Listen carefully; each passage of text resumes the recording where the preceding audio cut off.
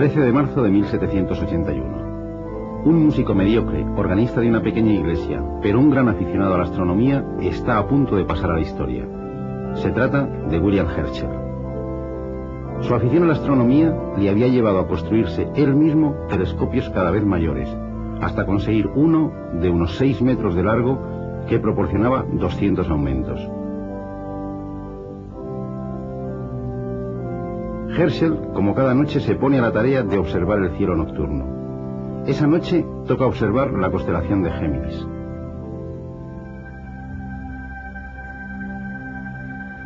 Esta región del cielo es bien conocida por Herschel. Todo parece indicar que será una observación rutinaria. Sin embargo, y para su sorpresa, algo no encaja con sus mapas estelares.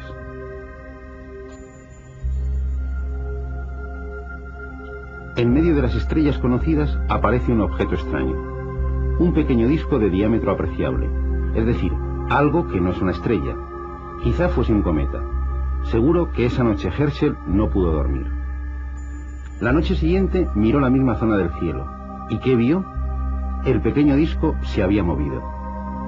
Herschel había encontrado un nuevo planeta, el primero que se descubría desde la antigüedad. Sus ojos fueron los primeros en ver el 7º planeta del sistema solar, Urano. Calculada su órbita, se descubrió que su distancia al Sol era de 19 veces la distancia de la Tierra al Sol, lo que encajaba casi de forma perfecta con una curiosa ley numérica de radios planetarios, descubierta por 2 alemanes, Titius y Bode. La ley es simple y llamativa. Construimos la sucesión 0, 3, 6, 12, 24, 48, 96. Cada término es el doble del anterior.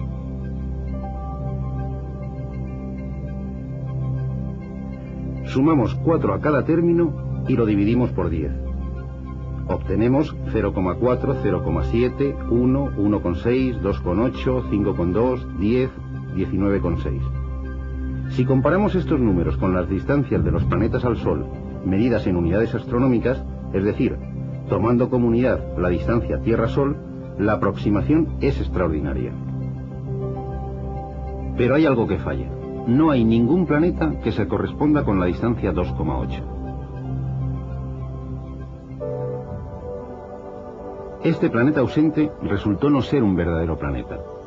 En efecto, en 1801 se descubre el asteroide Ceres. Pero su pista se pierde al cabo de unos meses, al pasar detrás del Sol.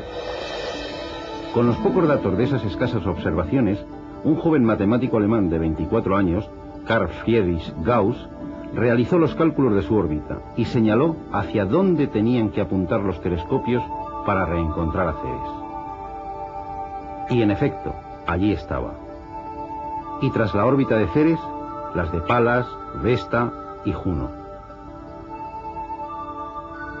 En el lugar del 5º planeta de Bode no había uno, sino un rosario de pequeños planetas, el cinturón de asteroides. Este entretenimiento matemático le valió a Gauss el nombramiento como director del Observatorio Astronómico de Göttingen, hasta la fecha de su muerte 54 años después.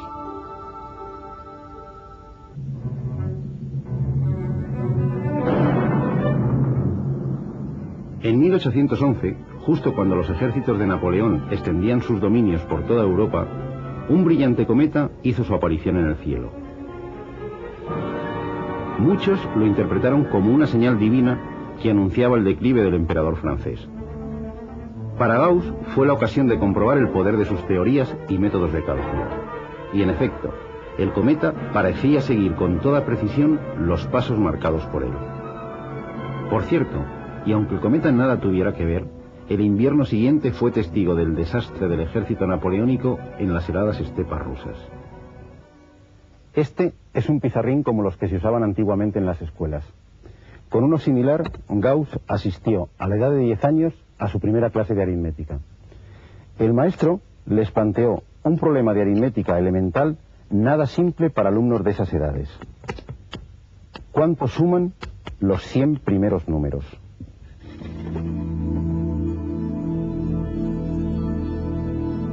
Gauss, en menos de un minuto y sin realizar ninguna operación, escribió el resultado y le entregó el pizarrín al maestro.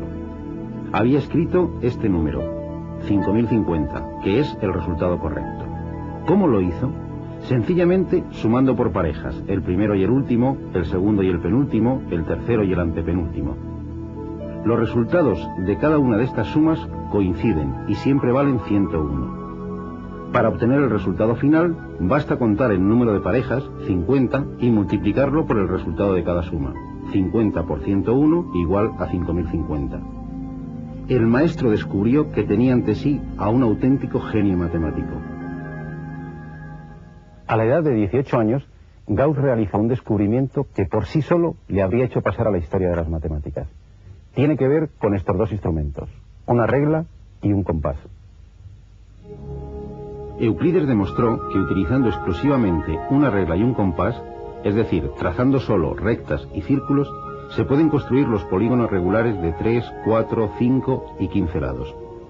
Construir un triángulo equilátero es relativamente sencillo. Para construir un cuadrado, basta con trazar la perpendicular por uno de los extremos del segmento original y marcar sobre ella un segmento de igual longitud.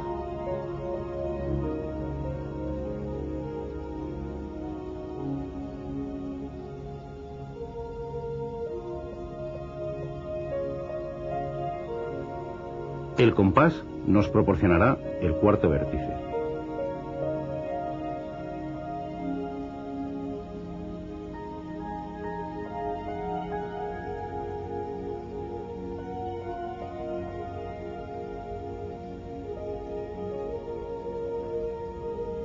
Una vez construidos estos polígonos, es fácil construir aquellos cuyo número de lados es justo el doble.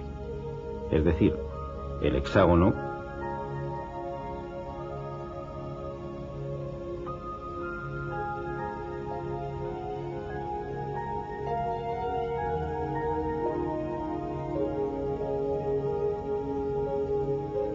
el octógono,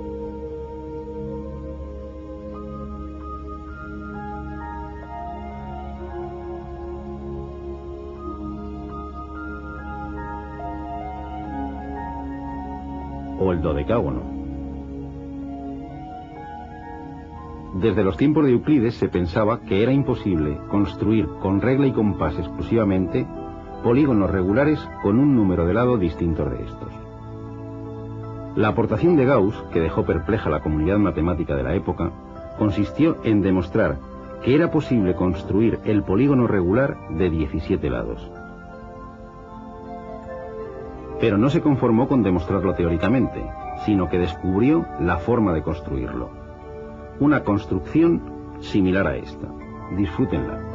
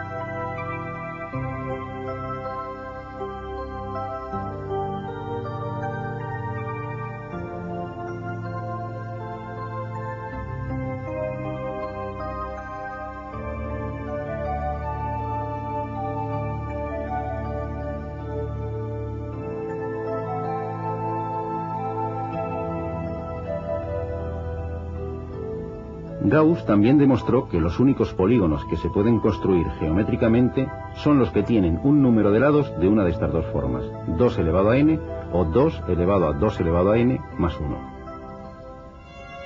Acababa de resolver un problema de más de 2000 años, pero no sería el último. Este resultado es el primero que anota el 30 de marzo de 1796 en un diario científico que acompañará a Gauss hasta su muerte y que constituye uno de los documentos más valiosos de la historia de las matemáticas. No es un gran libro, es un pequeño cuaderno de 19 páginas en el que Gauss realizó 146 anotaciones.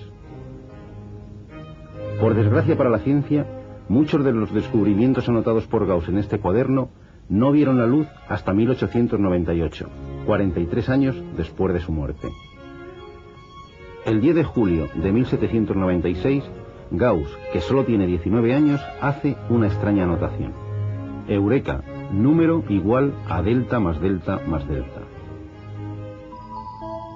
Para entenderla, tenemos que remontarnos a Pitágoras y a sus números poligonales.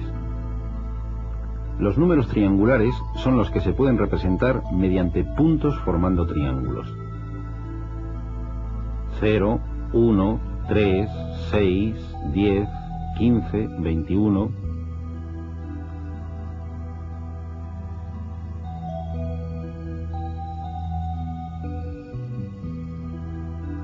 Con su anotación, Gauss refleja un resultado increíble, de ahí su alegría. Todo número natural es la suma de tres números triangulares.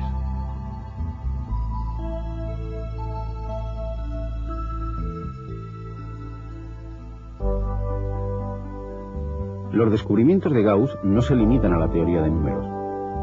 Sus contribuciones al álgebra son aún más espectaculares. Esta expresión es una ecuación de primer grado. 3x menos 6 igual a 0. Es fácil encontrar su solución. X igual a 2. Cambiando en la ecuación la x por 2 se verifica la igualdad. Y la podemos representar como un punto en una recta. X al cuadrado menos 2x menos 3 igual a 0. Esta es una ecuación de segundo grado. También es fácil encontrar sus soluciones. X igual a 3 y x igual a menos 1. Son números reales, es decir, puntos de la recta real. Todos los números reales se pueden representar en una recta de esta manera. No es tan sencillo encontrar las tres soluciones de esta otra de tercer grado. X cubo más x cuadrado menos 9x menos 9 igual a 0. Podemos comprobar que son estos tres números, 3, menos 1 y menos 3, otros tres puntos de la recta. Todo parece sugerir que toda ecuación tiene tantas soluciones como indica su grado. Sin embargo, observemos esta, en apariencia sencilla, x cubo menos 8 igual a 0. Una solución es x igual a 2, pero ¿dónde están las otras dos? Si probamos con números mayores que 2, por ejemplo 2,5, obtenemos cantidades mayores que 0. Si probamos con números menores o incluso negativos, tenemos siempre cantidades menores que 0. Todo parece indicar que esta ecuación de tercer grado solo va a tener una solución. Al menos en la recta real no vamos a encontrar más que una. Fue Gauss, esta vez a los 22 años, en su tesis doctoral, quien nos dijo dónde buscar esas soluciones esquivas, consiguiendo de paso la aceptación por los matemáticos de un nuevo universo numérico, los números complejos. ¿Qué es un número complejo? Empecemos por el principio.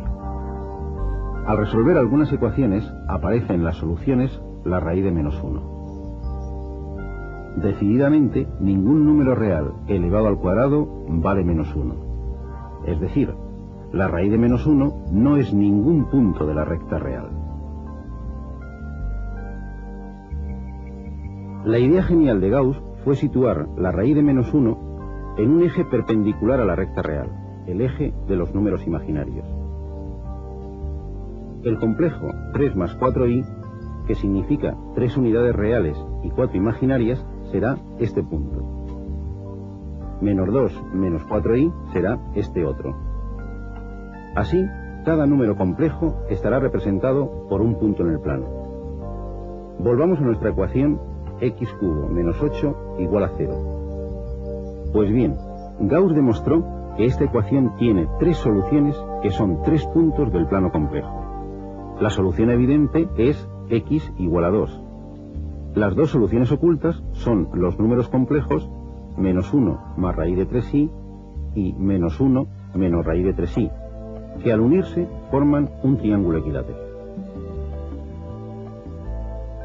Gauss acababa de conseguir la aceptación por la comunidad matemática de un nuevo conjunto de números, los números complejos, que matemáticos anteriores como Wallis o el mismo Euler habían utilizado con recelo.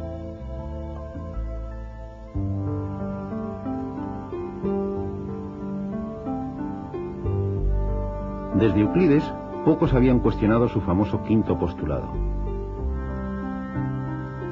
Si dos rectas, al ser cortadas por una tercera, forman con esta ángulos cuya suma es menor de 180 grados, las dos rectas se cortan en un punto.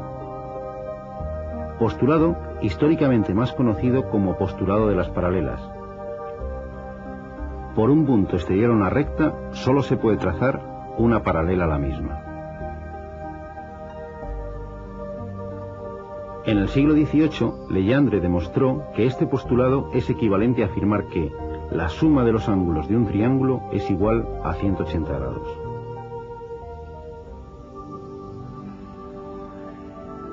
Gauss es uno de los primeros en poner en cuestión este quinto postulado.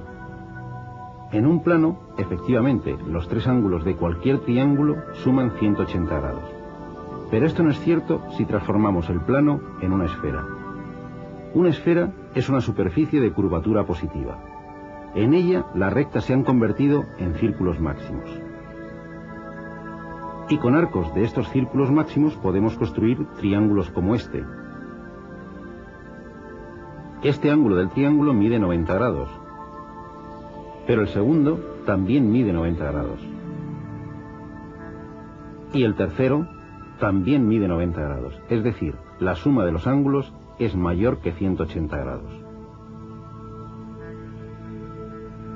Si en el plano, según Euclides, los ángulos de todo triángulo siempre suman 180 grados y en la superficie esférica suman más de 180 grados, ¿existirá una superficie en la que los ángulos de un triángulo sumen menos de 180 grados? Poincaré, a principios del siglo XX, nos brinda una representación en el plano de este tipo de superficies.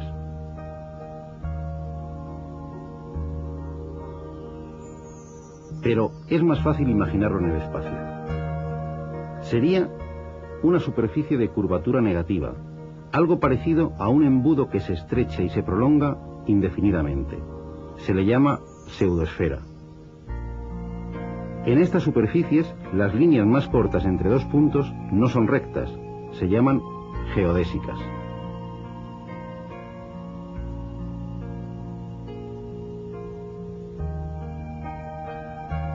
Si construimos un triángulo con tres de estas geodésicas, la suma de sus ángulos es menor que 180 grados. A esta geometría se le llama geometría hiperbólica. Además de la geometría euclídea, existen no una, sino al menos dos geometrías no euclídeas, la elíptica y la hiperbólica, tan consistentes como la euclídea.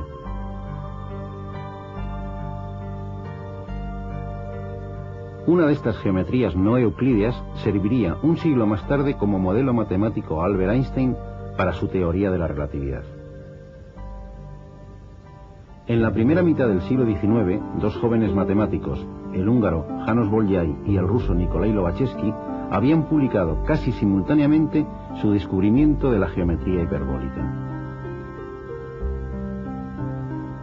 20 años antes, Gauss había llegado a esos mismos resultados, aunque nunca se atrevió a publicarlos.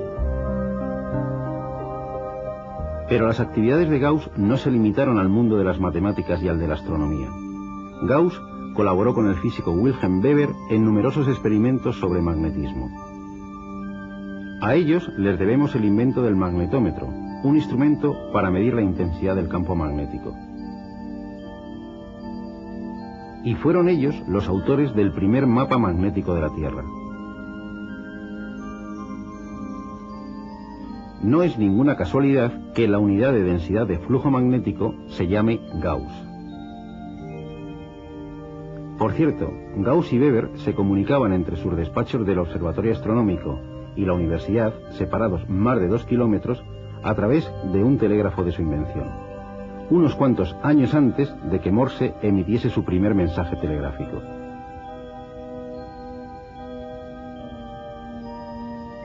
Los descubrimientos de Gauss se extienden por casi todas las ramas de las matemáticas, desde la aritmética al análisis de funciones, desde el cálculo de órbitas planetarias al trazado de mapas terrestres y al estudio de curvatura de superficies.